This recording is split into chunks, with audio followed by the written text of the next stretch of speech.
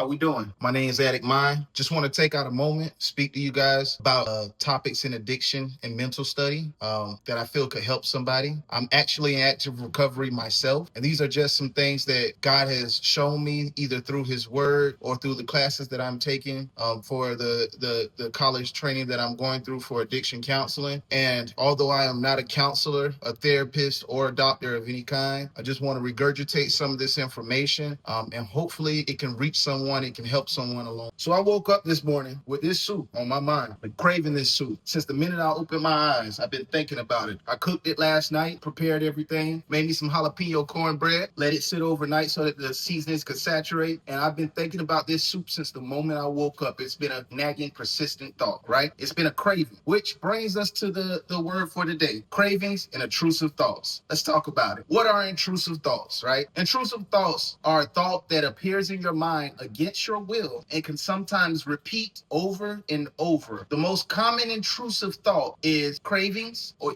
lust, desires or fears, right? Forms of intrusive thoughts could be anxiety, fears of what could happen or what's taking place that constantly play over in your mind. Cravings or desires is a form of intrusive thought. Wanting something, like I wanted this soup, it continued to play over in my mind as I woke up this morning. Shameful past actions that have taken place, things that you've lost, continue to play over in your mind. That could be a form of intrusive thought, which would lead to depression, right? So when we look at these intrusive thoughts, and specifically cravings is what we're speaking about today, how do we deal with that in addiction recovery? How do we deal with the constant thought of wanting to go back to the substance that we've been recently freed from, right? And there are some techniques that they do teach you.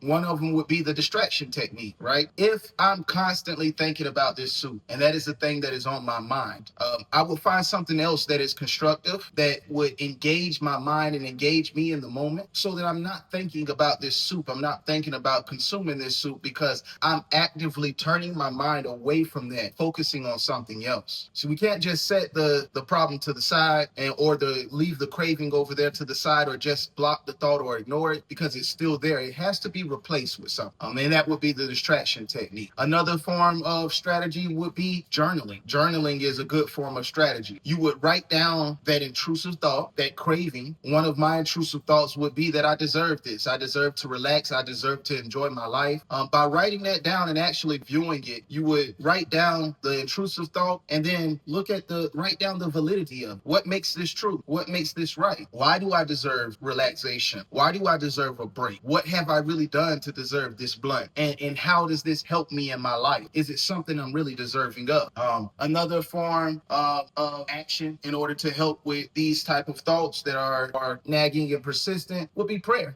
Similar to the distraction technique, prayer is a form of distraction technique. Turning yourself away from that thought, focusing in on God, which would lead us to the next strategy that I feel is very important. You should have someone in your corner that you could call out to for help, right? Sometimes we are weak and we're in a moment of weakness. You should have someone that you could reach out to and say, hey, man, I feel like having a drink. I feel like having a smoke. It's heavy on my mind right now and I can't get this thought to go away. Generally, by speaking it and voicing it to someone else, they can encourage you and speak to you about something else that would take your mind away from that thought or that desire. So let's dig into the word and see what God has to say about these intrusive thoughts, and about what do we do in situations where we have nagging and persistent thoughts on our mind. All right, and the verse that we're going to come out of today is 2 Corinthians chapter 10, verses 3-5. For though we walk in the flesh, we are not waging war according to the flesh. For the weapons of our warfare are not of the flesh, but have divine power to destroy strongholds. We destroy arguments and every lofty opinion raised against the knowledge of God, and take every thought captive to obey Christ. All right, so what is God saying in His Word?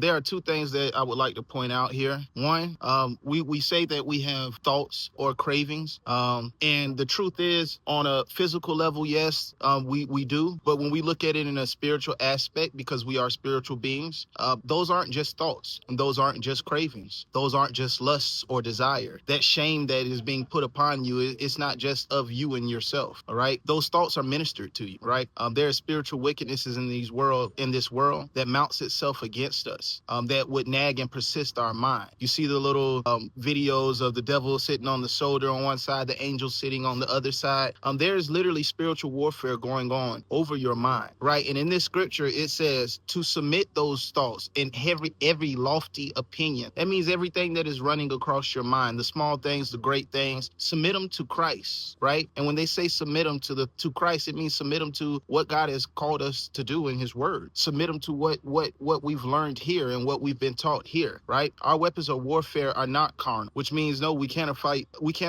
addiction in just a physical manner. Some may believe that you can, but I don't believe that we can just fight these things in just a physical manner. It has to be fought in the spiritual realm. It has to be fought in your mind, right? And the way that we fight in our mind is by replacing these thoughts, these intrusive thoughts, with what God says about myself. He says I'm redeemed. He says I'm whole. He says I'm recovered. Once again, it's your boy Addict Mind.